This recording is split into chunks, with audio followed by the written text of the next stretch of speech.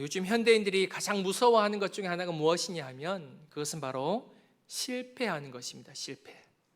실패를 좋아하는 사람은 아무도 없을 것입니다. 이것은 장년이건 청년이건 학생이건 다 마찬가지인 것 같습니다. 요즘은 도전보다는 안정을 추구하는 시대인 것 같아요. 왜냐하면 이 도전이라는 것은 늘 실패를 전제로 하고 있기 때문입니다.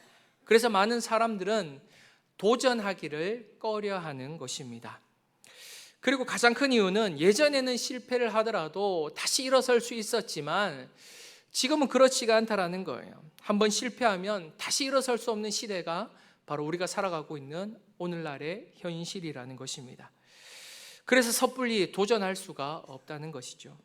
그러나 사실 인간이 성장할 때가 언제냐면 바로 성공할 때가 아닌 실패할 때라는 사실을 우리는 기억해야만 합니다. 인간은 실패를 통해서 성장하게 되더라는 것입니다. 우리 성도님들께서도 이 테슬라라는 전기차 기업을 들어보셨을 것입니다. 그 테슬라의 CEO가 누구냐면 일론 머스크입니다. 그런데 그는 전기차 사업뿐만이 아니라 우주 항공 산업에도 도전하게 되었는데 그가 세운 기업이 바로 스페이스 X라는 기업입니다.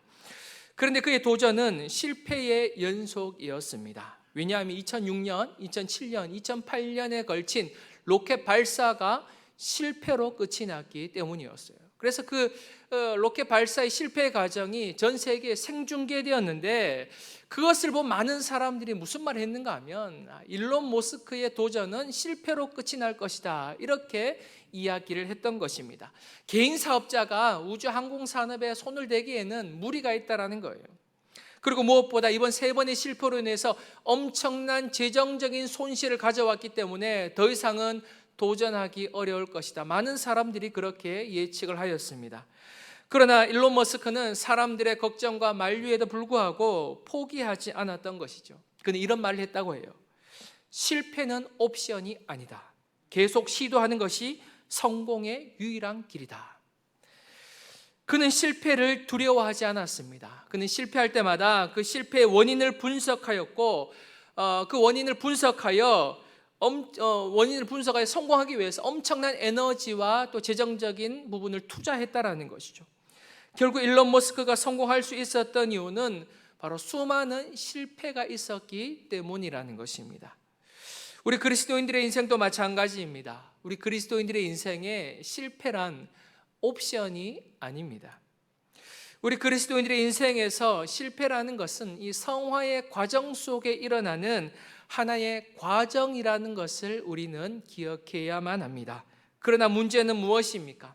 많은 그리스도인들이 이 실패를 두려워하고 있다는 것입니다. 오늘 본문은 실패를 경험하는 이스라엘 백성들에 대해서 말씀하고 계십니다. 그렇다면 그들이 실패를 경험하게 된 이유가 무엇인지, 그리고 그들은 그 실패 속에서 어떻게 반응하고 있는지를 한번 살펴보도록 하겠습니다. 오래전 한 TV 프로그램에서 할아버지 할머니 부부가 짝이 되어서 이 스피드 퀴즈를 한 적이 있습니다. 할아버지께서 문제를 내시고 할머니께서 그 문제를 맞추시는 거예요. 그런데 할아버지에게 주어진 제시어가 무엇이었는가 하면 바로 천생연분이라는 단어였습니다. 이것을 할머니에게 설명을 해 주어야만 하는 거예요. 그래서 할아버지가 고민을 하다가 할머니에게 이렇게 설명합니다. 당신과 나하고가 어떤 사이야? 이렇게 물었던 거예요. 당신하고 나 사이가 어떤 사이야? 그러자 할머니께서 1초의 망설임도 없이 원수, 이렇게 얘기했던 거예요. 원수라는 거예요. 그 할아버지가 너무나 답답한 나머지 이렇게 이야기합니다. 아니, 원수 2글자 말고 4글자라고 이랬더만 평생 원수, 이랬다는 거예요. 할아버지는 두 분의 관계를 천생연분이라 생각했는데 할머니의 입장은 굉장히 달랐다라는 것이죠. 그런데 우리가 인생을 살아가다 보면 이런 평생 원수와 같은 사람들을 만날 때가 있습니다.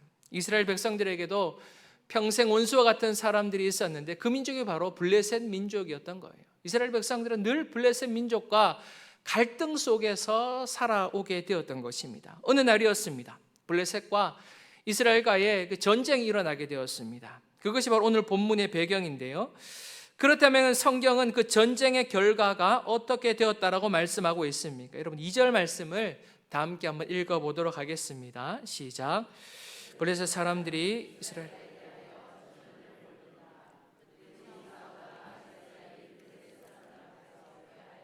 그들에게 전쟁에서 죽임을 당한 군사가 4,000명 가량이라. 아멘. 이스라엘의 블레셋 민족에게 어떻게 되었습니까? 패배하게 되었습니다. 그리고 그 전쟁에서 죽은 이스라엘의 군사가 몇 명이었는가 하면 4,000명 가량이 되었다라고 성경은 말씀합니다. 엄청나게 많은 군사들이 죽임을 당하게 되었던 것이죠. 수많은 군사들이 죽음을 당하고 살았던 군사들이 전장에서 돌아오게 되었을 때 이스라엘 장로들은 모여서 그 문제를 어떻게 해결할 것인가를 고민하게 되었습니다. 여기서 이스라엘의 장로들이란 이스라엘 백성들의 영적인 지도자들을 의미해요. 그런데 그 영적인 지도자들이 보기에는 지금 이 사태가 이해가 되지 않았다라는 것입니다. 그래서 그들이 어떤 고백을 하게 되는가 하면 우리가 3절 말씀을 다 함께 한번 읽어보도록 합니다. 시작. 백성이 진영으로 돌아오매 이스라엘 장로들이 이르되 여호와께서 어찌하여 우리에게 오늘 블레셋 사람들 앞에 패하게 하셨는고 여호와의 언약궤를 실로에서 우리에게로 가져다가 우리 중에 있게 하여 그것으로 우리를 우리 원수들의 손에서 구원하게 하자 하니. 아멘. 그들의 의문점은 바로 이것입니다. 어찌하여 여호와께서 이스라엘에게 패배를 안겨주셨는가? 하나님께서 왜 패배케 하셨는지에 대한 의문을 가지게 되었던 것입니다. 지금 그들은 이 전쟁의 패배를 자신들에게서 찾고 있는 것이 아니라 누구에게서 찾고 있습니까? 하나님께로부터 찾고 있었던 것입니다. 하나님께서 왜 그렇게 하셨는가? 이것은 이스라엘의 군사력의 문제가 아니라 하나님의 문제라는 거예요. 왜냐하면 이 고대 사회에서 전쟁이라는 것은 신들의 전쟁으로 여겨졌기 때문이었습니다. 그런데 지금 여호와 하나님을 믿는 이스라엘 민족이 이방 족속이었던 블레셋 민족과의 전투에서 대패를 하게 되었다는 것입니다. 그러니 이스라엘 백성들에게서는 이 상황이 이해가 되지 않았다는 거예요. 왜냐하면 그들이 믿고 있었던 하나님은 만군의 여호와였기 때문이었습니다. 여러분, 만군의 여호와라는 것은 우주 만물을 다스리시며 이 세상을 통치하시는 그 하나님의 이름이 만군의 여호와라는 거예요. 전쟁에서 승리케 하시는 하나님의 이름이 바로 만군의 여호와라는 이름이었던 것입니다. 그런데 그 만군의 여호와께서 지금 이스라엘 블레셋과의 전투에서 패배하셨다라는 거예요. 그냥 패배도 아닙니다. 4,000명이나 죽게 되는 대패를 경험하게 되었다는 것입니다. 결국 이스라엘의 장로들은 어떤 결론에 이르게 되는가 하면 이 패배의 원인은 우리에게 있는 것이 아니라 바로 하나님께 있다는 거예요. 그 원인이 무엇이었는가? 바로 언약궤의 부재 때문이었다는 것입니다. 지금 우리가 이스라엘 하나님의 거룩한 민족으로서 이방 족속과의 전쟁에서 패배하게 된 것은 바로 하나님의 언약궤가 지금 이 전쟁터에 함께하지 않았기 때문이라고 결론을 내리게 되었다는 것이죠. 그래서 하나님의 언약궤만 이 전쟁터로 가져올 수만 있다면 우리는 이 블레셋과의 전쟁에서 승리할 수 있다라고 믿고 있었던 것입니다. 사랑하는 성도 여러분, 그런데 지금 이스라엘 백성들에게 일어난 가장 심각한 문제는 블레셋과의 전투에서 패배했다라는 것이 아니에요. 지금 이스라엘 백성들에게 있어 가장 심각한 문제는 자신들의 패배에 대해 깊이 고민하지 않았다는 것입니다. 정말 우리가 이 전쟁에서 패배하게 한 이유가 무엇인지에 대해서 하나님 앞에서 진지하게 물어보지 않았다는 거예요. 하나님, 왜 우리가 이방 족속인 블레셋과의 전투에서 패배하게 되었습니까? 왜 하나님 그렇게 하셨습니까? 왜 하나님 우리를 이런 아픔을 겪게 하십니까? 라고 하나님께 묻지 않았다는 것입니다. 오히려 모든 패배의 원인을 하나님께 돌리고 있었다는 거예요. 하나님 왜 그렇게 하셨어요? 원인을 찾고자 했던 것이 아니라 모든 원인을 그저 하나님께 돌리고 있었다는 것입니다. 그러나 그들이 블레셋과의 전투에서 패배했던 원인은 하나님께 있었던 것이 아닙니다. 하나님이 원인이 아니었다는 거예요.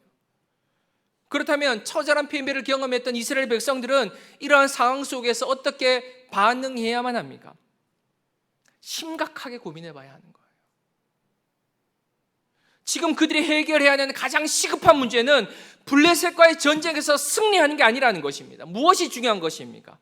이 전쟁에서 패배한 이유를 고민하고 또 고민해 봐야만 했다라는 거예요. 정말 하나님의 뜻은 어디 있습니까? 왜 우리가 블레셋과의 전투에서 패배해야만 합니까? 심각하게 고민해 봐야만 했다라는 거예요. 기도해야만 했던 것입니다. 그런데 지금 그들에게 가장 시급한 문제는 하나님의 뜻이 아니었어요. 그저 블레셋과의 전투에서 승리하는 것이 그들의 목적이었다라는 거예요. 눈앞에 보이는 승리만을 바라보니 그 블레셋과의 전투 속에서 그 역사의 현장 뒤에서 역사하셨던 그 하나님의 손길은 보이지 않았다라는 거예요. 왜 하나님께서 블레셋과의 전투에서 패배케 하셨는지, 그 하나님에 대한 이유에는 전혀 관심을 가지지 못했다라는 것입니다. 왜냐하면 그들의 관심은 하나님의 뜻이 아니라 오직 블레셋과의 전쟁에서의 승리였기 때문이라는 거예요.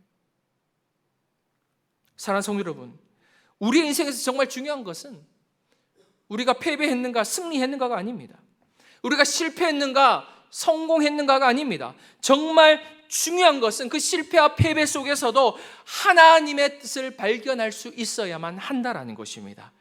그래서 우리는 인생의 실패와 패배 속에서도 하나님께 기도할 수 있어야만 하는 거예요. 이 상황을 어떻게 역전시킬까를 고민하는 것이 아니라 하나님의 뜻이 무엇인가를 깊이 고민하며 하나님께 기도할 수 있어야만 한다라는 것입니다. 왜냐하면 이것이 바로 하나님께서 일하는 방법이기 때문이라는 거예요.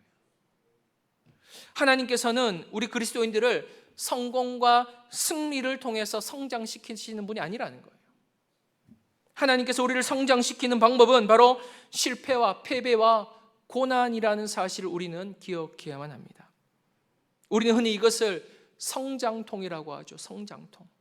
신앙에도 이 성장통이 필요한 거예요. 아픈 만큼 성장하게 된다는 것입니다.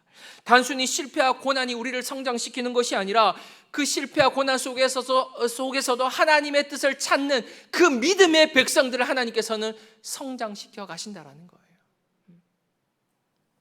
우리 인생에도 실패가 있을 수 있고요. 우리의 가정과 직장과 사업에도 실패가 있을 수 있습니다. 그런데 우리 인생에서 정말 중요할 것은 그 실패를 어떻게 많이 할 것인가가 아니라 그 실패 속에서 하나님의 뜻을 발견할 수 있어야만 한다는 거예요. 도대체 하나님, 이 고난의 의미가 무엇입니까? 이 실패의 원인이 무엇입니까? 성공을 바라보고 승리를 바라보는 것이 아니라 고난과 실패 속에서도 하나님을 바라볼 수 있어야만 한다는 것입니다. 우리 성광의 모든 성도님들은 인생의 실패와 패배 속에서도 나를 향한, 그리고 우리 가정을 향한, 그리고 무엇보다 우리 교회를 향한 하나님의 뜻과 계획을 발견할 수 있기를 주의 이름으로 간절히 축원드립니다. 중요한 것은 하나님의 뜻을 발견하는 거예요. 하나님의 뜻. 그런데 지금 이스라엘 백성들은 무엇을 바라보고 있습니까? 하나님을 바라보고 있는 것이 아니라 어떻게 하면 블레셋과의 전투에서 승리할 수 있을 것인지에 대해서만 고민하며 생각하고 있었다라는 거예요. 결국 그들이 내린 결론이 무엇입니까? 하나님의 언약궤를 전쟁터로 가져오자는 거예요. 그들이 이런 결론을 내린 이유가 무엇이냐면 구약시대 때 하나님의 언약궤라는 것은 바로 하나님의 임재를 상징하고 있었기 때문이었습니다. 그래서 그들은 사람들을 실로로 보내어서 하나님의 언약궤를 전쟁터로 가져오게 시켰다는 것이죠. 4절 말씀을 함께 읽어보도록 하겠습니다. 시작. 이에 백성이 실로에 사람을 보내어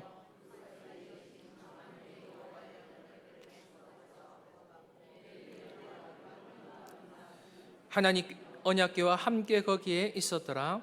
아멘. 그런데 그 언약궤를 누가 가지고 왔다라고 성경 말씀합니까? 엘리의 아들이었던 홈니와 비느하스가 가져왔다라는 거예요. 우리가 이번에는 묵상하지 않았지만 우리 올 초에 세대 통합 예배를 드릴 때에 홈니와 비느하스에 대한 이야기를 묵상한 적이 있습니다. 그들은 제사장의 아들, 그리고 제사장의 직분을 가지고 있었음에도 불구하고 하나님에 대한 지식이 없었다라고 성경은 말씀하고 있습니다. 그래서 그들이 어떤 죄를 짓게 되었습니까? 해막에서 수종된 이 여인과 동침을 할 뿐만이 아니라 하나님의 제사를 멸시했다라는 거예요. 하나님 앞에 올려드려야 할 제물을 도둑질했던 것입니다. 결국 하나님께서는 그들을 심판하기로 작정하셨고 그들이 한날에 죽게 될 것을 예언해 주셨다라는 거예요. 그런데 그들이 지금 언약궤를 가지고 이 전쟁터로 오게 되었다라는 거예요. 무엇인가를 의미하고 있는 것 같지 않습니까? 이것만 보더라도 당시 엘리 제사장과 이 두 아들들이 얼마나 영적으로 둔감했는지를 발견할 수가 있습니다. 지금 이스라엘 백성들은 블레셋과의 패배로 인해서 하나님께 기도하며 하나님의 뜻이 무엇인지 하나님의 도우심을 구해야 함에도 불구하고 이스라엘의 제사장조차도 그 패배의 원인을 깨닫지 못했다는 거예요. 그저 장로들이 언약궤를 좀 보내주십시오 이렇게 요청하니까 가져가라는 거예요. 뭐가 문제인지조차도 이 제사장들이 깨닫지 못했던 그런 암울한 시대였다라는 것입니다. 그래서 이스라엘 백성들은 이 하나님의 언약궤가 자신들의 진영으로 들어오게 되었을 때 막 소리를 지르며 승리를 자축하게 되었던 거예요. 이제는 끝이 났다라는 거예요. 만군의 여호와이신 하나님의 언약궤가 우리와 함께 있으니 우리는 이 전쟁에서 반드시 승리할 것이다 라고 생각하며 이미 자축을 먼저 해버렸다라는 것입니다. 반면 이로 인해 블레셋 진영에는 어떠한 일들이 일어나게 되었습니까? 여러분 7절과 8절 두 절 말씀을 함께 읽도록 합니다. 시작. 블레셋 사람이 두려워하여 이르되 신이 진영에 이르렀도다 하고 또 이르되 우리에게 화로다. 전날에는 이런 일이 없었도다.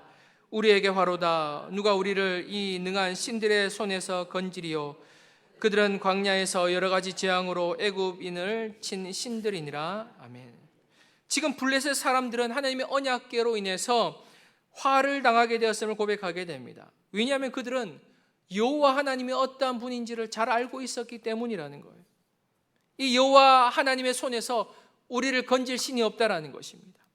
지금 이 블레셋 사람들의 고백을 들어보면 그들은 어쩌면 이스라엘 백성들보다 하나님에 대해서 더 깊이 이해하고 있는 것처럼 보입니다. 그분이 싸우시면 승리할 신이 없고 승리할 민족이 없다라는 거예요. 지금 이스라엘 블레셋 민족들은 블레셋 사람들은 하나님의 위대하심을 찬양하고 있는 상황이었습니다. 그런데 참 안타까운 것이 무엇입니까? 이방 족속이었던 블레셋 민족은 하나님의 위대하심을 찬양하고 있는 반면 정작 그분의 선택받은 거룩한 민족이라는 이스라엘 백성들은 하나님의 뜻을 알지 못했다는 거예요. 왜 전쟁터에서 패배하게 하셨는지 하나님께 뜻도 묻지 않고 하나님의 뜻과 방법을 전혀 알지 못했다는 것입니다. 너무 안타까운 상황인 거죠.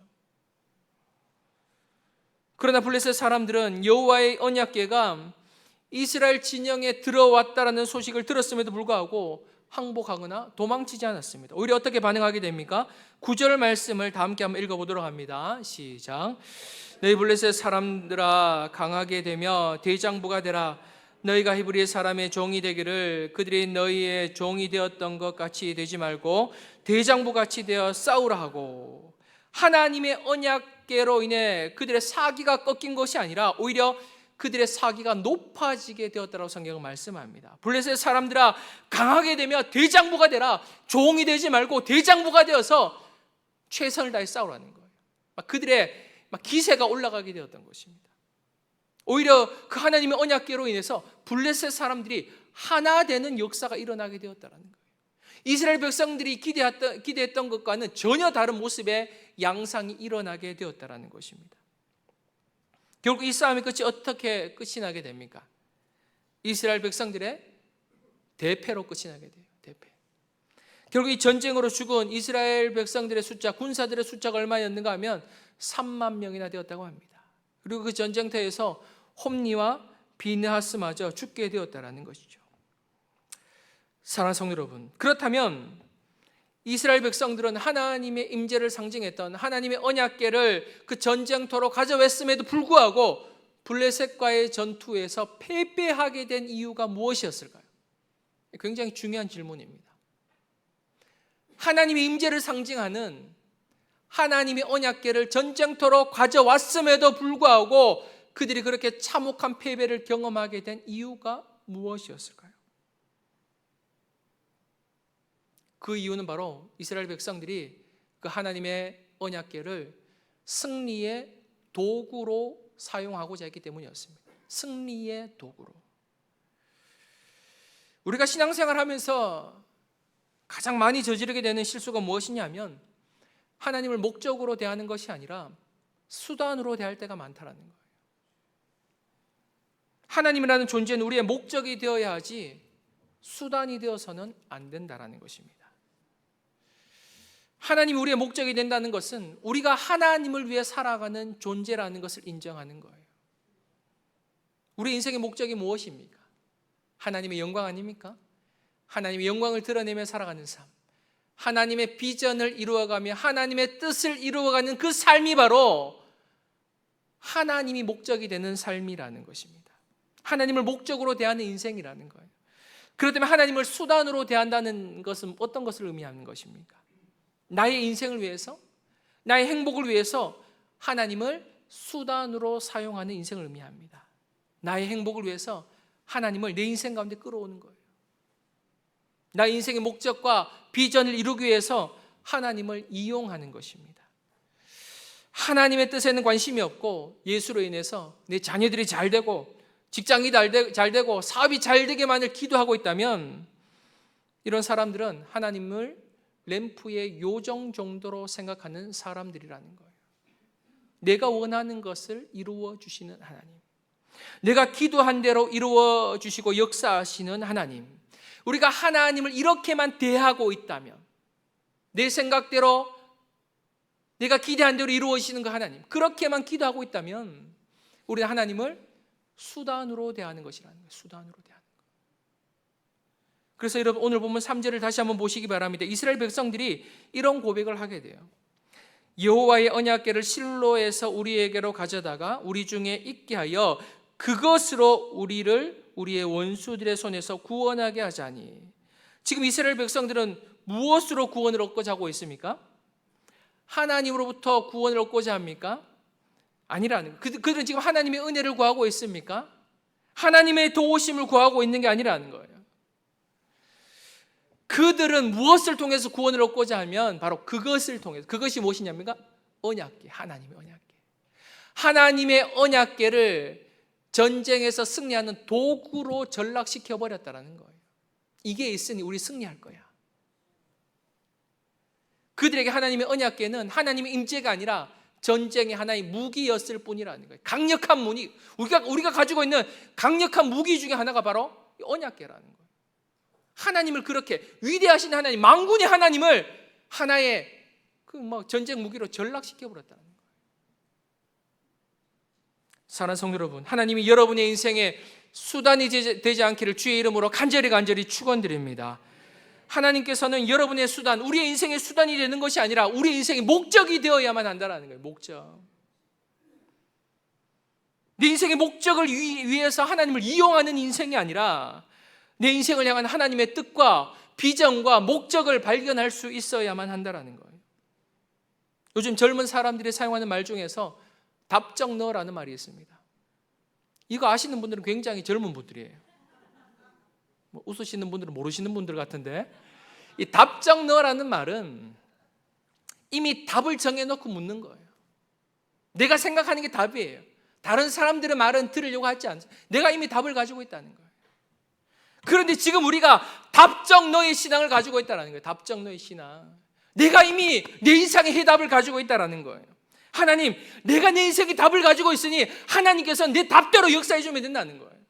하나님, 내가 답을 알고 있으니 이렇게 역사해 주시면 된다는 거예요. 하나님의 뜻에는 관심이 없어요. 하나님의 음성에는 관심이 없고 내가 정한 대로, 내가 가지고 있는 그 답대로 역사해 달라는 것입니다.